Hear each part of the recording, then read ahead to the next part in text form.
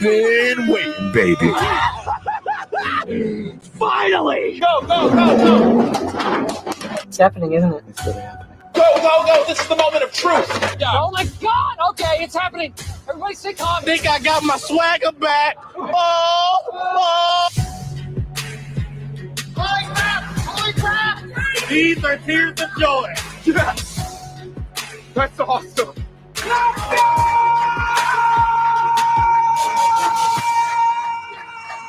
I've been Woo-hoo-hoo-hoo! Guys, it's here. Aaron Rodgers is a member of the New York Jets. Woohoo! Booyah! Finally, after all this friggin' time, 40 days after Aaron Rodgers said, I intend to play for the New York Jets, he is coming to the New York Jets. Booyah! Yes, sir, it's official. No speculation. None of this, none of that. It is friggin' in. It is friggin' in, and we'll throw up the compensation here on the big board. It's a big price, but it's Aaron friggin' Rodgers, baby, and we will give you the latest. Here he is. Let's throw it up on the big board. This is from Adam Schefter himself, and perhaps Aaron Rodgers going back to that number 8 jersey number that he wore at California in college. Here's the compensation. The New York Jets get Aaron Rodgers, a pick swap. They're dropping from 13 to 15. They pick up a 5th rounder in the 2023 NFL draft. That's number 170 overall. Green Bay, again, the pick swap. They go from 15 to 13. They pick up a 2023 second-round pick, the earlier of the 2 second-round picks for the Jets, 42. They pick up a 6th-round pick, so the Jets just moved up a bunch of spots on day 3 of the draft, and a conditional 2024 second that could become a first if Aaron Rodgers plays 65% of the snaps. A lot to get into here on what this means, and that's why we're here, baby. Let's start off again. My name is Paul Esden Jr., a.k.a. Boy Green. I'm the New York Jets digital reporter for Heavy.com. We're streaming live simultaneously in 3 different places. The Heavy on Jets Facebook page, over 31,000 Jet fans. My YouTube channel, youtube.com/BoyGreen25. And guys, as I hide this real quick, make sure right now, stop what you're doing, like the video on YouTube, hit subscribe down below, baby. Aaron Rodgers is here, and that promises what should be a magical, crazy season, and maybe more, for the New York Jets. So, guys, make sure you do that again on the YouTube. But let's throw it back up in terms of compensation. Here's what this says to me right off the bat. Again, this is live. We are live reacting to this breaking trade of Aaron Rodgers going from the Packers to the Jets. The Jets got no protection if Aaron Rodgers retires after 1 year. Now, there's no guarantees, and we're going to hear from Aaron Rodgers. He's going to have his own press conference and everything. What that says to me, with no protection, is that the Jets feel pretty damn good that Aaron Rodgers is playing more than 1 season. That's what it says to me. This. Again, that's not official yet, and we will hear from Aaron Rodgers. When you see a trade like this, to me it says Aaron Rodgers is playing more than 1 year. That's something Will Parkinson said to me earlier on a show that you guys will never see because, the breaking trade that happened. So we will have to re-record that podcast, I'm sure, at some other point. But that's what it says to me. Is this a high price? It absolutely is. Pick swap, high second, a swapping of day 3 picks, and then a second that could become a first if he plays 65% of the snaps. Here's the other good news about the percentage snaps, as we throw that up on the big board here as a opportunity. If Aaron Rodgers is playing 65+% of the snaps, that means he didn't get hurt significantly. He played more than half the season, so the Jets should be in a good position. The Jets should not be able to be Denver Broncoed, okay? The Broncos traded a whole bunch of assets to Seattle for a bunch of picks, okay? And when they did that, okay, Russell Wilson stunk, and they ended up with the number 5 overall pick, which went to Seattle. The Jets wanted to make sure if all hell breaks loose and this season goes crappy, that the Jets are not giving up the number 5 overall pick. There's no world where Aaron Rodgers plays at least 65% of the snaps and the Jets are not fighting for something. There's no way. There's no way he is healthy and they're not good. Or at the very least in the winning window, so it's not like it's going to be a top 5 pick. That's what it says to me. Again, I think it is a intense price, a high price, but nonetheless, that's what happens, baby. You get Aaron Rodgers. I would have liked him a little cheaper personally, but it's Aaron freaking Rodgers, baby. Wahoo! Pro Football Hall of Famer. That's what he's going to be. the most decorated Jets quarterback of all time instantly. 4-time NFL MVP, Super Bowl champion, Super Bowl MVP. Guys, the schedule is going to be released here in a couple of weeks. The Jets will be heavily featured in primetime. They can have up to 6 primetime games plus flex opportunities. The Jets are about to get the friggin' business, baby. Oh, this is spectacular. Woo-hoo-hoo-hoo. I am excited. I'm friggin' giddy. The Jets are making the playoffs with Aaron Rodgers. Now we're talking Super Bowl. We're talking championship. We're talking making a legitimate chase. That's what you do when you make a trade like this. That's what you do. Unbelievable. So I truly believe that the Jets will get that maximum window, which is 6 primetime games, plus there's flex opportunities. I am friggin' excited, guys. Yeah. Okay. Let's breathe for a moment. First off, this is a show by the people for the people. Wherever you are, guys, give your comments, reactions. I'll try to get as many of them on the show as possible. If you'd like to support the show, the YouTube Super Chat feature is available. Throw a little change in the tin cup and we can all celebrate together. That's what this is, reacting to this blockbuster Jets-Packers trade for Aaron gosh darn Rodgers. So we want to hear from each and every one of you out there. I see it. There's one immediately coming in. Mr. McMoney, let's all pour one out. If I had a drink by me, I would. Rest in peace. The 1 o'clock games. You're the man, Paul. Appreciate you, brother. We got Aaron Rodgers. Booyah. Woohoo. Oh, yeah. A-Rod, baby. Oh, it just doesn't feel real. It's just so crazy. We live in some magical world. Oh, my goodness. Oh, my Lanta. And I have to say this. How about this?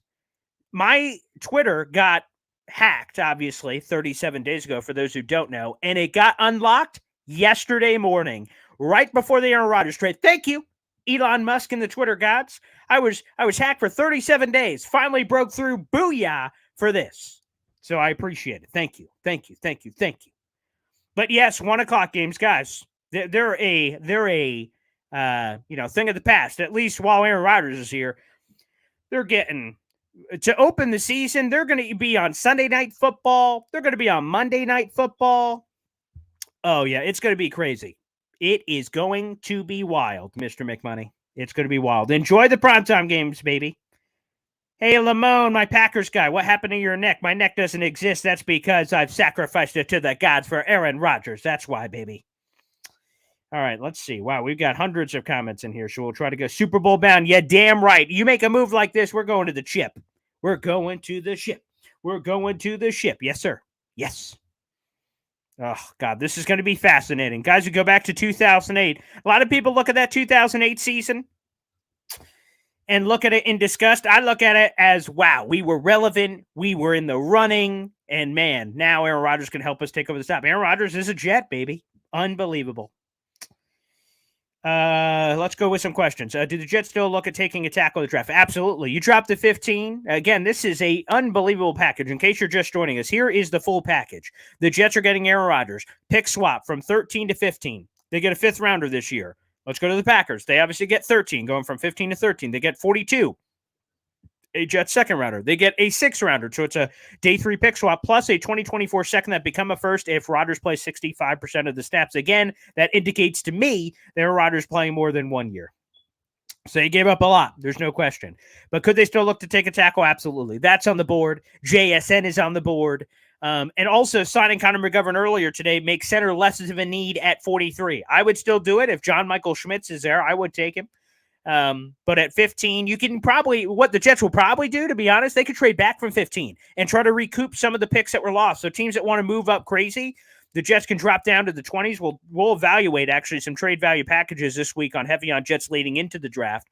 Is that you start having some of that action, you can recoup picks, pick up an extra second, pick up an extra third, and start recouping some of those picks. That's very much a possibility. Of course, with the Jets all-in mentality, they could just trade up in the draft to try to go get somebody. So, unbelievable. Luke, okay, so Boy Green, he's going to be wearing number 8. Did they get rid of Elijah to make room for a number? Probably not, but I don't know if 8's official yet, because like I said, I saw breaking news, and then I'm just like, wowee! And I was doing some work stuff behind the scenes to get ready for this live stream, so I'm going to be honest, a lot of the stuff you guys are feeding me on whatever Adam Schefter is saying, I only saw the tweet, and then I'm live, so I've not been able to digest everything that's flying out there. I shared you the Jets Twitter video off the top. Shout out to them for producing that, having that ready to go. 8 is the number he wore in college, so that's certainly possible. That is certainly possible of the number that he goes to. 12 was retired in 1985. No, it does not look like it, Patrick, unless it's late pieces coming to the deal. There is no one coming over with Aaron Rodgers to Green Bay. Let's see. Bijan Robinson. I like the cut of your jib, Hawk. That would be exciting. That'd be exciting. Whoa, all these comments. Wow. Comments are just coming in so fast.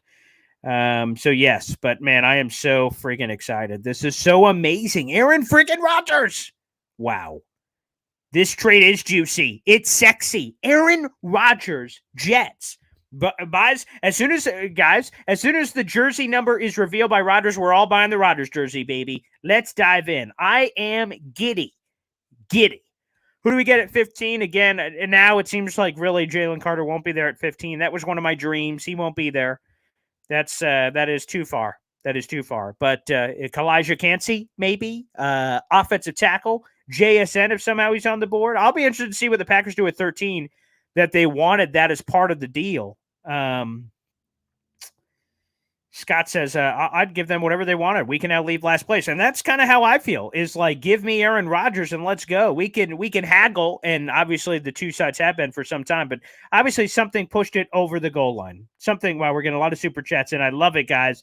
Keep them coming here on YouTube as we continue to celebrate with one another. Okay, Ben Ross here. Hey, I finally figured out how to attach a message to a super chat. This is truly an awesome day. Put me down for Cansey in the first round. Ben Ross, Benny, thank you so much, brother. Yes, I love it. Thanks for the super chat. Yeah, I like Kalijah Cansey. Again, maybe there's a world where you could kind of trade back a little bit from 15 and pick something up. That could be in the cards, or just take your guy, Cansey. He's a little smaller, but intriguing. I think him next to Quentin Williams could be some magic. It would be unbelievable, Ben. So, yes, I love it. And thank you so much for the super chat, brother. Another one coming in. Jets Cubs fan 29. Let's blank and go. OMG, first home game could be a tough ticket, but who cares? Unload the 401k, baby. That's damn right, Jets Cubs fan. I can't wait. Man, those tickets are going to go like hotcakes, baby. Hotcakes. Those season tickets and jerseys and primetime games. Oh, boy. Yeah, I'm pretty sure. I haven't locked in the details for my father because, of course, we have to see how the game goes, schedule goes in terms of it coming out in May. But I'm probably going to Dallas for the first time ever to go Jets-Cowboys. My dad's a diehard Cowboys fan. We'll probably do that. And, of course, I'm sure we'll find our way to a bunch of home games this year. It's going to be great. Unbelievable. Empty whatever it takes, people. Aaron Rodgers is a Jet. Wow. Big Juicy. I'm at work just showing next to a copy of my ball sacks literally dangling out of my pants. Wow, that is specific. Darnell Wright. You want Darnell Wright? I could see that. There you go. Luke jumping in. I'm a Florida guy. Have to look into the Miami game this year. So a lot of the divisional games could get some love in primetime too. I could see that. Sorry, guys, we're not streaming live on Twitter. StreamYard's been having an issue ever since I got the account back, so I'll probably have to find a way to get that back in. I'm not sure what's happening there. But we are still streaming live on the Heavy on Jets Facebook page and my YouTube channel. It will be on, continuing to react to this trade. This is unbelievable. Finally, a relevant quarterback. There you go. Put the foot on the necks for the Jets. Excellent. Actually, we'll see if I could do this. I knew I had a guest that wanted to come on. We'll see if we make this happen live here. Let me see. Let's see if we could get my Packers guy on. Let's see. We'll see if I could get my Packers guy on. I had a guy that was ready. It's funny. This just goes to show you, right, the craziness of the Aaron Rodgers thing. That we had the video, of course, Jets Twitter sent it out, the Jets Twitter doc, where, you have the flashlight on me. You had the flashlight on me where I'm like, darkness retreat, day 35. And I tried to stay up through the night because of the Aaron Rodgers trade, potentially coming down at any second and being ready to break it down, which is just wild. It's just wild. I can't believe we're here. DT first round. I don't think it's a lock, but it could be. We could have that happening where it could be defensive tackle, offensive tackle still on the board, wide receiver could be possible as well. So that will be. Yeah, guys, it looks like we will be getting a live guest here on the show, so I will keep you guys posted on that, baby. Yes, excelente, excelente. We'll try to get a Packers perspective on here. So there you go. Let's throw that in the chat. Okay. All right. Let's see.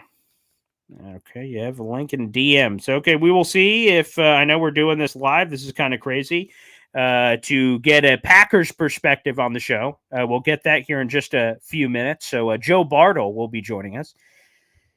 Shock JD gave up that one next year, but it's worth it to go all in. Yeah, this is where you start getting into the mind games, of course.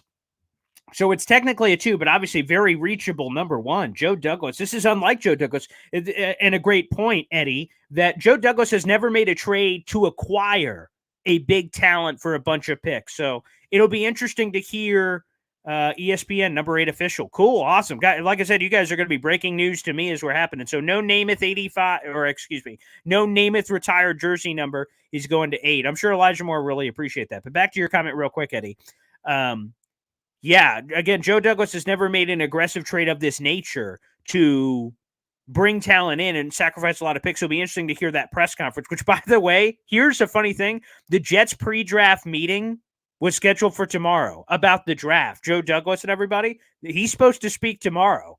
So we'll see what changes, obviously, with the Rodgers trade potentially. But, wow. That would be amazing. Let's see.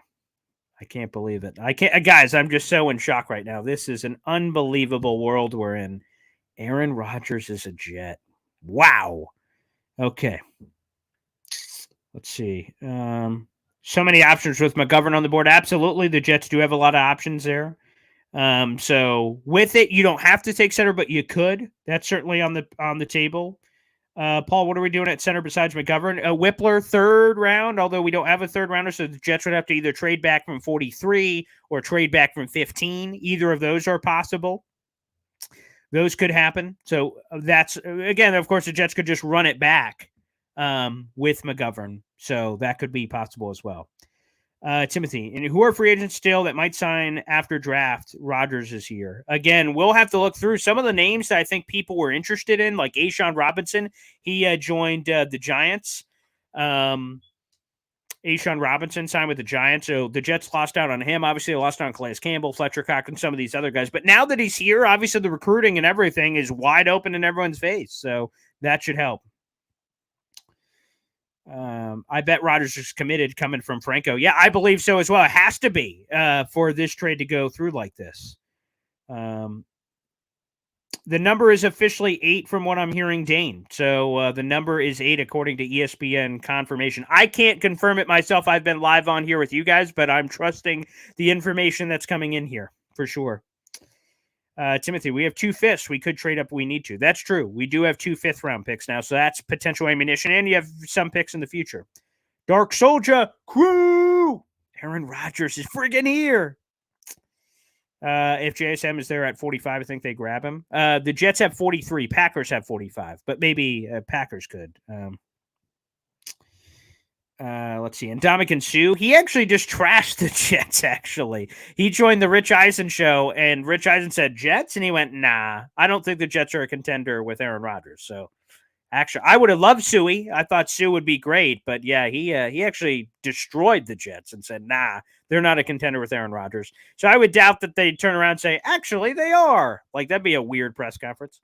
That would be weird.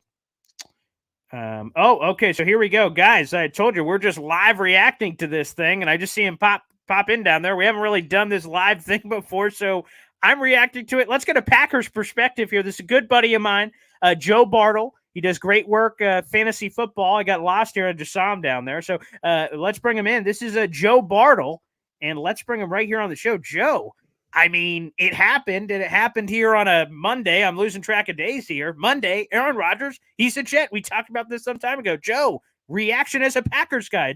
I want to get a different perspective here. Yeah, this is like a month-long ordeal. Congratulations, first off. You are getting a Hall of Fame quarterback who will hopefully lead you to success as a Packers fan. Congratulations to me, because this nightmare is over. Yes. Man, that word, Leverage. Oh, I can't wait to hear that chanting all throughout the Meadowlands because I think you guys lost that one, right? The leverage battle was lost by the Jets. I would say, and it's interesting, I would say, I don't want to speak for all Jet fans, but I would say I think most Jet fans believed that they had this magical leverage that Jet fans and Packers fans were arguing about because think about the Jordan Love thing, and you know this better than anybody, of course. Yes. So I'm preaching here, but Jordan Love is going to get his 5th year, especially now, is going to get that 5th year option exercised following the draft. And so he has a 2-year run before the Packers truly have to make a decision on his future. Franchise tag, long-term deal, whatever it's going to be. So it made sense from the Jets fans' perspective. Well, the Packers need picks now to properly evaluate Love. So, like, man, the pressure's on them. The draft's coming up. Hey, you don't want to make a trade? Fine. We'll just make all the picks for ourselves. That was a Jet fan perspective. But obviously, reading this deal, Joseph, you get the first-round pick swap, so you jump up, which apparently is the equivalent of a third rounder, according to the value chart. Okay. You get 42, the higher of 2 seconds. You get a second next year, which the only stipulation is percentage. So outside of Aaron Rodgers getting drastically injured, obviously, that's a first-round pick. So, yes, in terms of the leverage thing here or there, I told you what we were thinking going in, but what you guys actually got, the Packers killed and got as great of a package personally that they could have possibly expected, in my opinion. Yeah, I think it feels like the word is fair to me, like fair compensation. I don't feel like the Jets had to overpay to a dramatic level. You would have thought with as long as the trade had been delayed post McAfee comments from Aaron Rodgers, that would work in favor of the Jets and they'd have to give up less compensation. But in reality, I think the deal kind of, I don't know if it was in place. I really don't. I have no idea if it was in place. We had that leak almost 2 weeks ago now, at least here in Wisconsin, that had been discussed widely, that there was some sort of compensation flipping with 13 and 15. And that was the marriage or the compromise between the Jets and the Packers. And that really was sort of perceived, I think it was on Wilde and Tausch, actually. Mark Tauscher, longtime right tackle for the Packers, and Jason Wilde, a really good reporter for the Packers for a long time. I don't know if they broke it or had just been discussing for a number of, and that just sort of picked up here. So to me, that made sense. If the Packers wanted compensation this year, you can kind of sell to your fan base, hey, we made a move, 2 picks high, either for Paris Johnson, who by all accounts the Packers love, or if you're talking to the fantasy guy, I mean, Jackson Smith-Njigba, finally the Packers take a skill position player they never did for Aaron Rodgers. Maybe they do it for Jordan Love. Either way, you bump up 2 spots ahead of the Jets, because they could have been in the realm for Paris Johnson, certainly, but also the Patriots, right? In that case, too. So I think that was a big win. At the same point, if you are the Jets and you won that first-round pick specifically for a tackle, that had been, I guess, presumably the idea, you still are going to get a pretty good offensive lineman at pick 15, I'd imagine. And with the second-round selections, the Elijah Moore trade I thought was really interesting because that was supposed to be a piece that was going to be a part of this. Well, you converted to a higher second-round pick. I think that was a win for the Jets as well, too. So they didn't get a steal, right? Jets fans, you didn't get a steal. The Jets didn't get a steal Aaron Rodgers. Yeah. But if Rodgers plays to the level of 2021, you'll happily pay a second, third, and next year first because that'll be pick 32.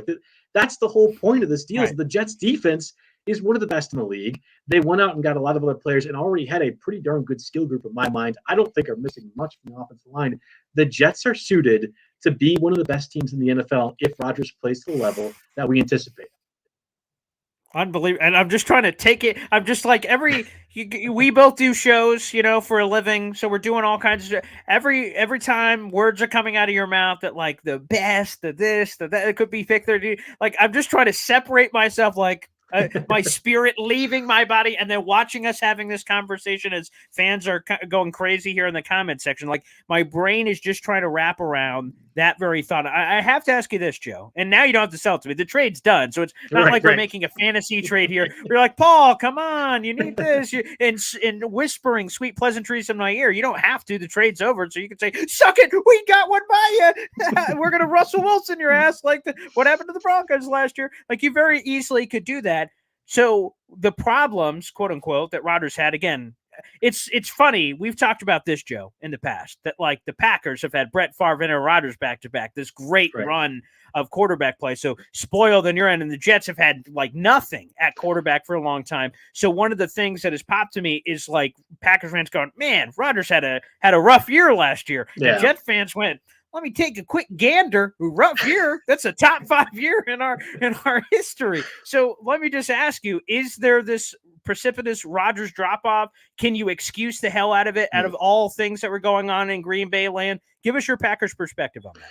Yeah, I have been a pretty staunch supporter of Aaron Rodgers, and I think there's a certain subsection of the Packers community that doesn't like the personality of Rodgers. And I'm not even talking about the COVID stuff. That's separate to this. It's the egotistical my way. That's the perception that the egotistical my way is the right way. All those, he's not a good leadership. And everyone in the national media says, he's not a good leadership because of Greg Jennings and Jermichael Finley stuff. And I've never bought that. I've defended Rodgers for a lot of that stuff. Last year, I think the Packers organization was hoping for more of a leadership perspective, and that the commitment they gave with that contract extension was to do that. They kind of took the L on that by paying the most for any quarterback at that point ever, right? And to do it at a section where really Rodgers was still under contract, that it was deviating from the Packers way more than any predecessor has ever done from a general manager perspective. And that was an acknowledgement of how important the quarterback position is and how important Aaron Rodgers was. And it didn't feel like that was reciprocated from the front office level. I don't think his play was less than that. I think there was times during that losing stretch in the middle of the season, which was also when the Jets whooped on the Packers. I forgot to mention Breece Hall and how dynamic I still think he is as part of that. That was my biggest take. Was I was at that game and like, my God, Breece Hall is going to be insane. Now with Rodgers, that should help more. But the broken finger, I think, really made a difference. I'm very convinced the broken finger was part of the fall of Rodgers. And again, I know that's a very high level for Jets quarterbacks, but he didn't play as well as he was supposed to. And I think the broken finger is part of it. Having younger receivers who he didn't choose to make a connection with in the offseason, maybe that wouldn't have made a difference. But we do know for certain that he didn't try to. That makes a difference too. So that they signed Alan Lazard, that they will get Randall Cobb, that they'll probably get Mercedes Lewis as well too. Those are important because that training aspect or getting a rapport with somebody, that's not going to be necessarily an issue because he knows Lazard and he knows Cobb and he knows Mercedes Lewis, and Garrett Wilson is a stud. And you should be able to find a way to get Garrett Wilson involved, even if you're not playing 2 days of match with him June through August. So I hope those aspects bring out the level of competitiveness in Rodgers too. And that's the other angle. I don't think he was laying down or wasn't as competitive, but it felt like there was a lack of drive and desire at certain points of the season. And we can only see what happens externally, right? We have no idea what's going on in the locker room. By all accounts, Romeo Doubs was simply complimentary of Rodgers and vice versa during training camp.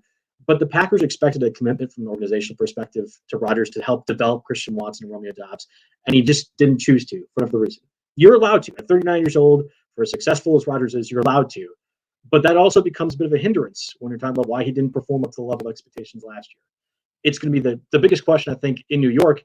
Will he do that with Garrett Wilson, who could be a transcendent talent if that situation worked? Will he do that with a few of his other teammates as well, too? I don't know. I would be shocked if he is in training camp before August. And I think that certain subsection of Packers fans who were already really annoying anyway are going to be pointing and laughing and say, haha, same old story. Let's just be careful. As a Packer fan, let's be careful because I think we know what peak level of Rodgers can be, and any chip on his shoulder can make a significant difference. Yeah, and we'll get back to that point in a second. I'm curious, for those who don't know, again, this is the wonderful and handsome Joe Bartle of RotoWire.com. He does fantasy football work and fantasy work in general on top of his Green Bay Packers ties for those who are hopping in here. And let's use that fantasy thing as a launching point for the Garrett Wilson conversation you just brought up.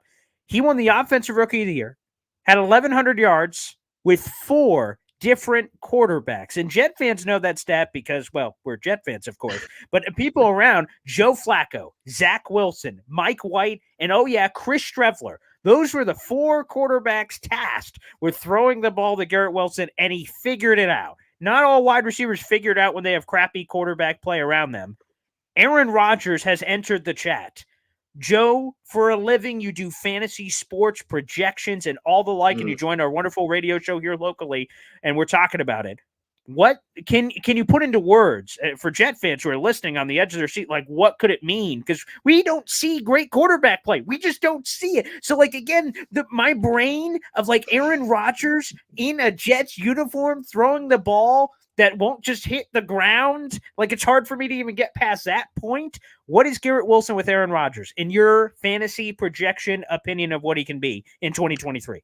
Yeah, I'm going to go back to that Packers Jets game earlier this season too. And again, I mentioned I was at that one. I never thought there was a quarterback that so obviously stared down his receivers like Zach Wilson was doing in that contest, and he really wasn't getting punished by the Packers defense. Part of that's the worst defense coordinator in football, Joe Barry. Thank you, Packers legend Joe Barry, for that. But part of it's because Garrett Wilson is really, really good at running the routes. And when you have an anticipation level of Zach Wilson, where that's 0, right? You have to kind of just stare it down. You can wait for Garrett Wilson to get open. As long as there's a smidgen of chemistry between Rodgers and Garrett Wilson, I think there's going to be a significant level. And again, he went over 1,000 receiving yards last year. I don't know. I would be shocked if somewhere in the realm of 1,100 to 1,300 would be where Garrett Wilson falls. Like that, or I'd be shocked if he goes any lower than that, I should say. That feels like the floor for what Garrett What's Wilson the ceiling would be this year. So my concern is, what are you doing with Allen Lazard? What are the Jets doing with Allen Lazard? Because I would assume there's a lot of slot snaps for Allen Lazard, and I wouldn't project Garrett Wilson to be on the outside. You recall that the Jets invested pretty heavily in tight end both this last offseason and in the draft class too. Do you take away those investments by putting an additional slot receiver on the other side too? If Lazard is playing the slot, and that's where he's most optimal as a blocking specialist, I mean, that you can really take away different people from that perspective. I think that handicaps Garrett Wilson somewhat, but the floor from Rodgers and the quarterback room of the Jets overall is so substantially higher that I think that Garrett Wilson's ceiling of 1,500 yards, let's just say 8 or 9 touchdowns, if he's of that route running ilk, and that Rodgers could recognize it and has that chemistry, kind of like Devontae Adams, that I think is a ceiling level for Garrett Wilson in year 2. And if you have Rodgers for more than that, I mean, that's kind of part of this deal as well. Like, what does it look like when you have Aaron Rodgers for multiple seasons with a really good receiving core that could only get better with this draft class, the next one?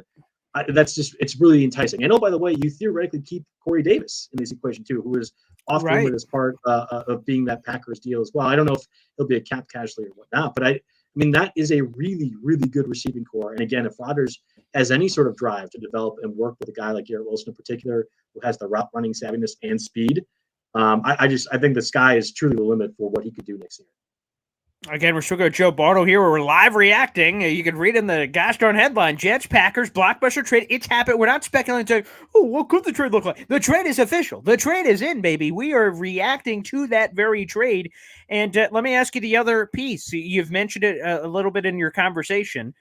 Well, the Jets, of course, they already started their offseason training activities. That was actually a week ago today. They started theirs. The real practices don't start till, off the top of my head, it's like May 18th range. So we're like a little less than a month away from that coming up in May. Then there's a mandatory minicamp in June. And then, of course, training camp, which will be a little earlier for the Jets because they have the Hall of Fame game. So that probably projects to about July 17th.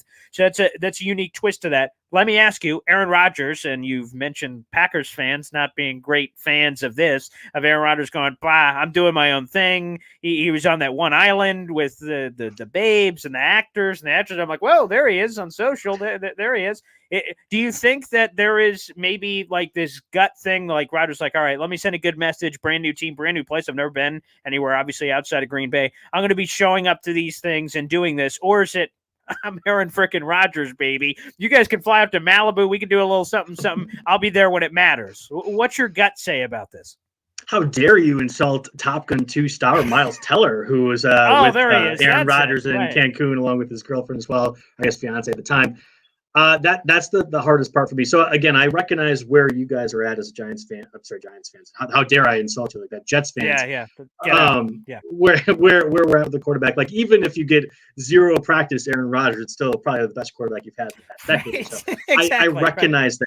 But I would be concerned if we hear reports, really post-draft, but certainly leading into June, where Rodgers is still kind of not around the facilities, not talking to the receivers. He can bring Garrett Wilson to Malibu, right? Like, you could still have those things. Sure. You have Patrick Mahomes talk to Quentin Johnston and a couple of these upcoming. I didn't even know that was a thing. Yeah, you can break many rules if you are a star quarterback like Aaron Rodgers. I would be a little bit worried if there wasn't that fire, that chip on his shoulders. But knowing Rodgers as long as I have and the quarterback play that he has done, I have a lot of faith that he is going to be a pretty critical factor in the offseason programming for them, which is exactly what you want. I think you want a super motivated Rodgers. You want one that has the slightest chip possible, because that looks like a Grand Canyon when Aaron Rodgers is playing. and he plays very well when he has that chip on his shoulder. So I would anticipate he is going to be proving some doubters wrong. The question is, I think for a lot of people, will he be as successful in what is very clearly a much better division than the NFC North? My answer is also yes. I think it's Aaron Rodgers. He will be. But it's much different playing the Bears, who he owns, obviously in the Lions and Vikings, than Bill Belichick, Sean McDermott, and what looks to be a very, very good Dolphins team. So that's, there's going to be some question marks. And I think there will be some learning curves as well for not just Rodgers, but the offense and what they are capable of.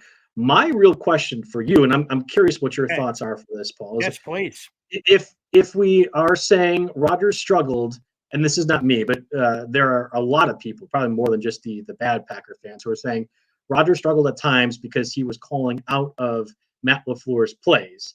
And now he will be in a system with Nathaniel Hackett, who is going to be your primary coordinator, obviously, at least from the offense perspective. You would think QB whisper for Aaron Rodgers. That tells me Rodgers will have more freedom to do whatever he wants. That makes me a little bit more worried, too, if he's not playing in a certain system or scheme, but it is Aaron Rodgers. Like, if Aaron Rodgers wants and thinks this play is right, I'm going to default to him almost every time.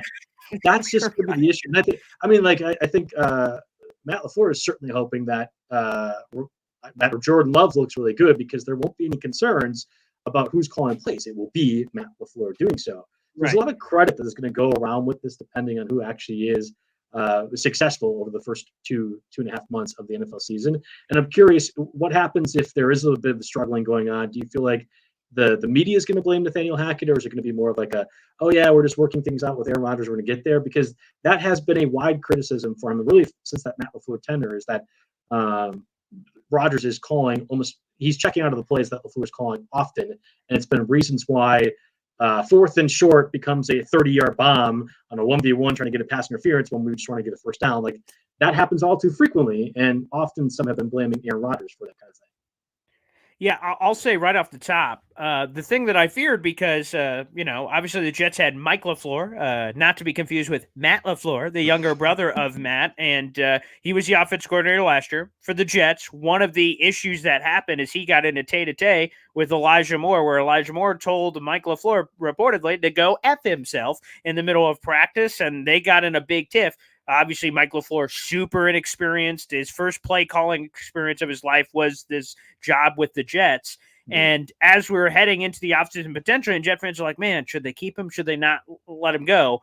Seeing the rub with players, he wasn't the only one. Denzel Mims was another one where there was some miscommunication, call it whatever you want, between coach and players. That freaked me out if a legitimate quarterback came in and he's like, what kind of clown show is freaking going on over here? And then it just has the potential for chaos and dysfunction and God knows what. The thing that made me feel good, and again, I'm sure Broncos fans thought this when they got Hackett last year, Rodgers is coming, it's going to be all great, and that never happened.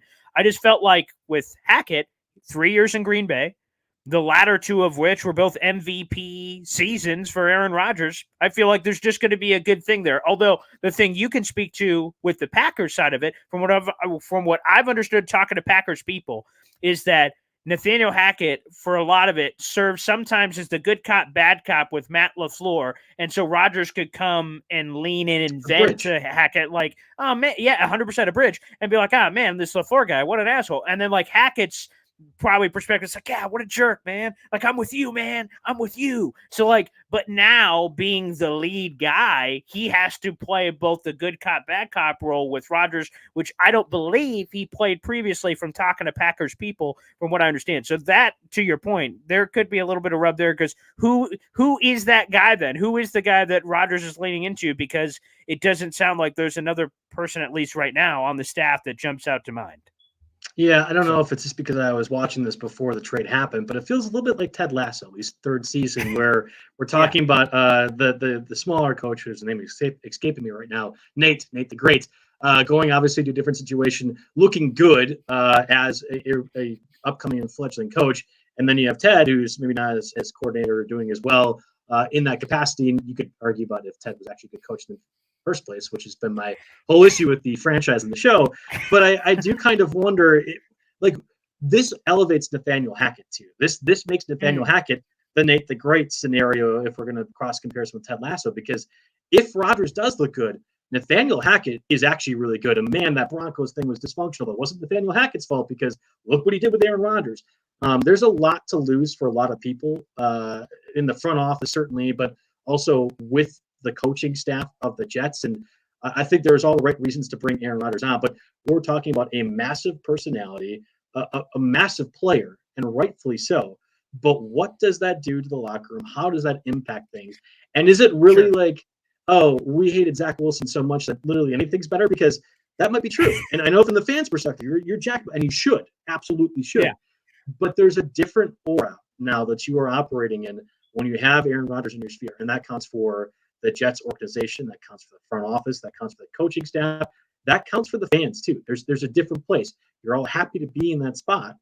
But there's only a small window. This is not the 2011 Packers anymore that are just on the rise with Aaron Rodgers.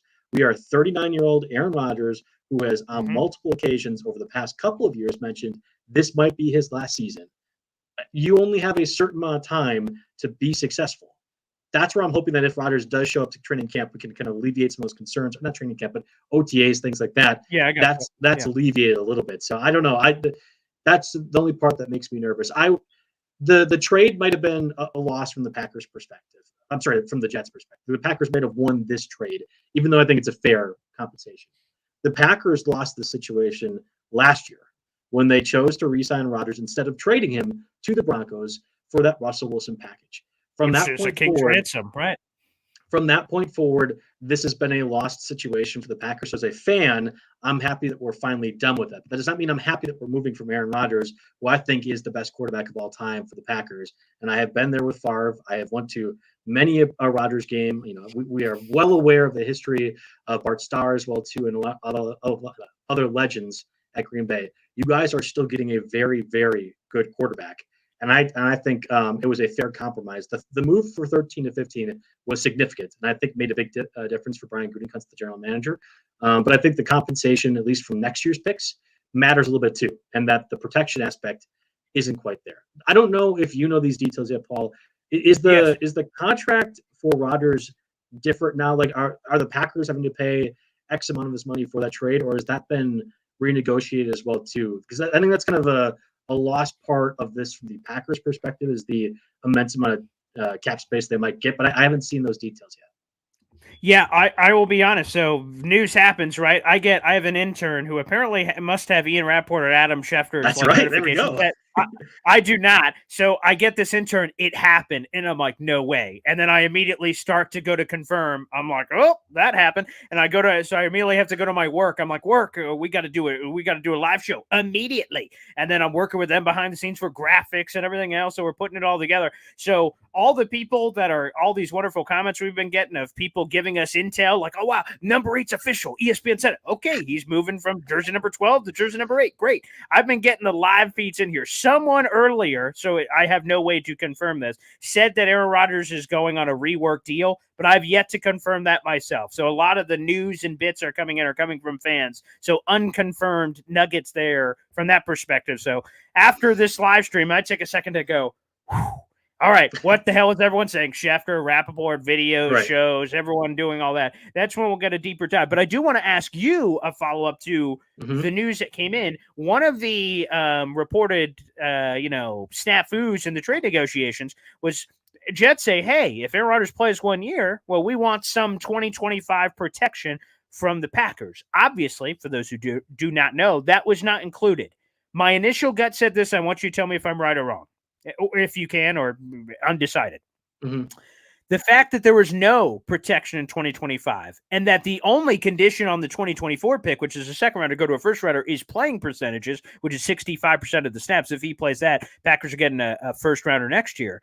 That says to me, man, the Jets must think that he's playing more than 1 year, or else they would have tried to bat like hell to get that in. So we'll find out, because obviously Aaron Rodgers will have his press conference here, and we'll see when that is, if it's pre-draft, post-draft, or what have you. But whether he's going to announce it publicly, my initial gut, not knowing anything, I haven't texted anyone, haven't made any calls yet. My gut just said, wow, he must be playing at least 2 years, or else that wouldn't have happened. Do you have a similar gut? Is that kind of a stretch? Is that still TBD? What do you think? I have thought the retirement thing has been this magic word that Packers and Jets fans have been very aware of the last 2 years, leverage this whole time. I think Rodgers is far too competitive to really be giving up, and certainly at a point where he was less than he was the previous 2 years. I never thought that was really on the table. I don't believe for a second that he was 90% tired when he went into the darkness. I don't even think Bane was that retired in the Dark Knight Rises series. So there's no way Rodgers was at that point either. No, I think I agree with you completely. I don't know if even the trade necessarily confirmed that, although it probably should have in my mind. I believe he has 2 years. I would say 2 to 3 years at most. And that doesn't mean that Rodgers is going to lose mobility, which is still an asset for him, although it's certainly less than he was from his championship level playing style. I really think it's the relationship grind for him, and it is a grind for him, and that's not a bad thing. That doesn't mean he's a bad leader. That doesn't mean that he's any. Relationships are hard, and to build those and to go to different places and to do it in an environment that has way bigger lights now in New York than it ever did in Green Bay. All that is completely fine and natural, and I think that would be the only part that would make me say, instead of he's 100% there for at least 2 years, it'd be like 95% sure. I don't like it. It's hard for Rodgers, and he has admitted it time and time again, and that's not a bad thing. So long as he's willing to have that and to build those relationships with the front office, the coaching staff, the teammates, the players, it's fine. Yeah, I think at least 2 years for Rodgers.